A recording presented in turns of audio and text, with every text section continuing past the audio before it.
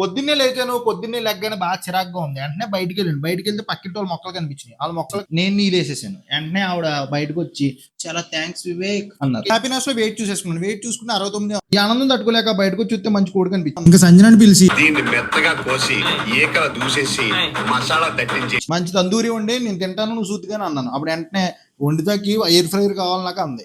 ఇంకా అడిగాక తప్పుద్దా, వెంటనే ఎయిర్ ఫ్రైర్ ఒకటి ఆర్డర్ పెడితే ఎయిర్ ఫ్రైర్ వచ్చింది. ఇంకా ఎయిర్ ఫ్రైర్ లో బటర్ పేపర్ ఒకటి వేసి ఆయిల్ స్ప్రే చేసి ముందుగా మ్యారినేట్ చేసి పెట్టుకున్న చికెన్ ని అందులో పెట్టి మళ్ళీ దాని మీద ఆయిల్ స్ప్రే చేసి ఎయిర్ ఫ్రైర్ లో పెట్టేసుకోవాలి. ఎయిర్ ఫ్రైర్ లో పెట్టుకున్న వెంటనే చికెన్ అయితే 18 to 21 minutes టైం సెట్ చేసుకుని 180 degrees హీట్ సెట్ చేసుకుంటే మంచి తందూరి చికెన్ క్రిస్పీగా రెడీ అయిపోతుంది. దాంట్లోకి కాంబినేషన్ కింద పప్పుచారన్నం ఉండాలి. పప్పుచారన్నంలోకి 2 ముద్దలు ఈ తందూరి చికెన్ పప్పుచారంలో పెట్టుకుని తింటుంటే ముద్ద మీద ముద్ద తినేయాలనిపించేస్తుందండి. తర్వాత ఏమో మంచి కప్ కేక్ కూడా తిన్నాను డెజర్ట్ కింద. తర్వాత 2 సీరియల్ ఒకేసారి చూస్తా ఉంటే మిరపకాయ బజ్జీలు ఇచ్చారు తినమని, తినేసాను. ఈ సినిమా చూస్తూ కోకేసి అంతా ఓకే కానీ లాస్ట్ లో చిన్న ట్విస్ట్ ఇచ్చారు. వెయిట్ మిషన్ పని చేయట్లేదు.